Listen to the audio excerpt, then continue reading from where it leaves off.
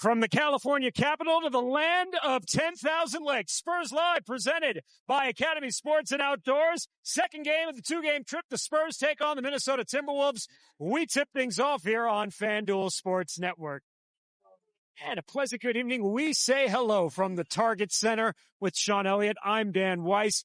And spring has sprung, Sean, in the Twin Cities. We have an extra hour of sunlight. It is 60 degrees here on March the 7th. That's got to put a smile on your face. I wore my warm clothes. I'm almost sweating. That's unbelievable.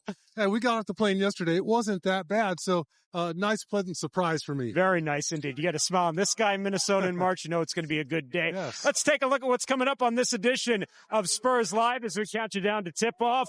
Well, DeAaron Fox making his return back to Sacramento. We'll talk a little bit about that. Of course, we've got a lot more with a great feature, Sean. Aaron Carreño was talking about matching your jerseys to get famous Spurs. We're going to play a little game with you to see how you fare in that game a little later on. And we got your keys to victory coming up as well, too. That's all coming up in this edition of Spurs Live. But, Sean, you go back to the other night in Sacramento, and I think when DeAaron hits that little teardropper on the baseline, first shot of the game, we're all kind of thinking he's going to be in for a big night in Sacramento. Unfortunately, it didn't go that way, but I think there's got to be some relief that the night is over and he gets to move on with the rest of the season. Yeah, he got to face his home crowd for 7.5 seasons, and I really thought he came out and handled himself really, really well. Even though shots didn't fall for him, he still was out there. He's grinding, trying to will his team to victory. Just didn't happen for him. But like I told Jacob midway through that telecast, he's going to have many, many opportunities to come back to Sacramento. Yeah, and that first one is so tough, right? When you are trying to be at your best, right from the tip-off for all 48 minutes. Of course, you're trying to come back and play well against your former teammates, against the home crowd, against your former organization. I know that feeling, but I wasn't going to have multiple opportunities playing in the Eastern Conference. He's going to have multiple opportunities to come back to Sacramento and play well. And he's talked about that along with Mitch Johnson after the game. I thought he handled it with class. I thought he handled it like a professional, what we expected him to do. And I thought he got into the flow as the game went on. He missed a lot of shots he usually makes, but he got to that normal kind of bounce and pep in his step. And saw him create advantages everywhere on the floor. And it was good to just, I think, again, as the game just became basketball at some point, it was just nice to see him out there playing and trusting his instincts. I haven't. I'm not going to lie to you. I mean, I knew it would come, but you know, for me, it was rather, are we going to come here on a winning streak or a losing streak? So, do you feel like it impacted you in any way on the court? No, I haven't made a shot in 2 weeks, man. But no, I mean, like I said, at the end of the day, you know, when you change teams, at some point you're going to play the team, and sometimes we played San Antonio and Sacramento played each other 4 times this year. So I don't know how many times it'll be next year, but it'll be 4 or 3. It could be 5 or 6. So, you know, it's going to happen. Yeah, just a lot of great things that you were kind of echoing. And it was interesting to just hear him after the game saying, you know, it's the first time he stayed at that hotel, which obviously is right next to the arena, right. Walking downstairs, going into the visiting locker room, just things that, you know, when you've been in a building, in a place for so long, you kind of take for granted. Yeah, it is a weird and kind of eerie feeling to be in the visitors' locker room after, you know, dominating or playing in your home arena for so many years. The fact that he stayed at that hotel for the first time is pretty funny. But he's going to get used to it. Yeah. It's going to be something where he's going to laugh about it, hopefully by the end of his career. Well, he loves playing here in Minnesota. He averages 33 against the Timberwolves this year, 23 for his career. So we'll see what's in store for him tonight. Stephon Castle looking to continue his great run of form, Sean. 25 the other night against Sacramento. He's now got 16 games, 20 or more points. Well, Mitch Johnson's letting him drive the car a little bit, and that was the key, right? You have a guy who is now allowed to make some mistakes, learn more on the fly. He's getting a lot more reps, and he's certainly paying huge dividends because he's just a fearless player.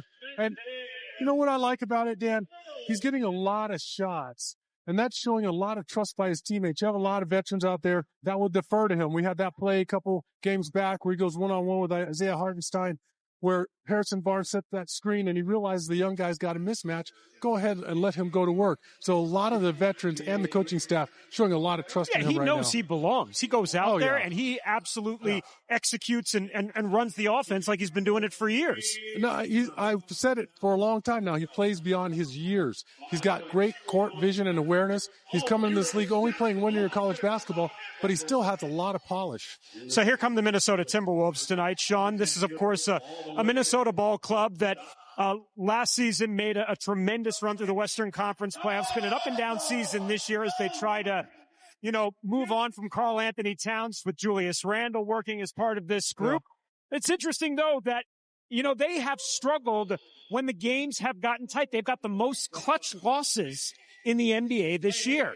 Which is a little surprising because they do have Anthony Edwards, who's a star player. Mike Conley's always been a great clutch player. Julius Randle, when he played for the Knicks, hit a lot of clutch shots. But I think you're going to see the real effects of this trade going forward next season. Because the same thing happened when they traded for Rudy Gobert. Immediately came in. It didn't seem like it was going to work out. All the critics were on him. They came back the following year and make it all the way to the Western Conference Finals. Well, the only criticism that you have of the next guy we're going to talk about, Anthony Edwards, is you'd like to see him dunk the basketball a little bit more rather than stepping back and taking 3-point shots. Maybe not tonight, but, Sean, maybe he doesn't want to be the face of the league, as he said, a couple of weeks ago, but like it or not, he's one of the faces of the league going forward. I don't believe it when anybody says that. I just don't buy it. These guys are competitive.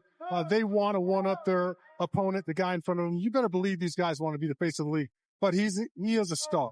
And he plays both ends of the floor pretty well and takes the ball to the basket. Obviously, he's one of the elite athletes. When we talk about tier 1 athletes in the league, he's right there. And he's shooting a lot of three balls. Yeah. Yes, he is. I'm not so sure that's a good thing because with his body and his size, when he takes it in the paint, he's almost unstoppable. Right, but at the flip side, could you say that, and I'm just playing devil's advocate here, maybe he's conserving his body a little bit by sitting outside? Body? I'm just saying. I know what you're saying, but the guys aren't conserving their body. I know you're like a powder keg. They're not, no one practices. Training camp's way easier. You got masseuses. You got sleep specialists. Go out there and play. Okay, I'm just saying, maybe he's saving it for when it counts in winning time in the playoffs. Jalen McGann has always been a thorn in the Spurs side. He's averaging 10 against the Spurs this season, Sean, and he's had 10 or more in 17 straight games. Yeah, and the thing I like about his game, Dan, more than his offense is he's a top shelf defender. He really gets after. He's got really long arms. He's athletic. He moves his feet well, applies a lot of pressure in the backcourt. This is going to be one of those games where if you're bringing the ball up the court and he's guarding you, don't dance with it back and forth in front of him. If you can beat him one time, push the ball up the court, then do that. Don't give him any opportunities for steals. So Minnesota right now, they're in that 7-10 zone here. You've got Golden State playing really well. You've got the Clippers playing well. Do you think they get out of the play-in tournament range and into the top 6 before all is said and done? I don't think so. They're not playing well enough as a unit. Rudy Gobert's been out for a few games. We don't know if he's going to play tonight. I haven't heard yet. I don't think they're going to be a team that gets into that top 6, but they get in the playing game. Obviously, they're going to be very dangerous. Rudy Gobert is going to play tonight, Sean. He was listed as questionable with back spasms going into the game. Doesn't get to go up against his fellow countrymen tonight, but obviously presents a problem that the Spurs have clearly been dealing with when it comes to opposing big men. Yeah, so that hurts one of my keys to victory. We'll talk about that in the third segment because he's a terrific shot blocker. But what you want to do with Rudy Gobert is you want to pull him out on the floor, put him in high screen and rolls. He can be very effective next to the basket, but you drag him out in deep water, he doesn't swim very well. Yeah, and he brings down 10 rebounds in his sleep. That's for certain as well, too. We got more coming up here on this edition of Spurs Live as we count you down to tip-off. Spurs and the Minnesota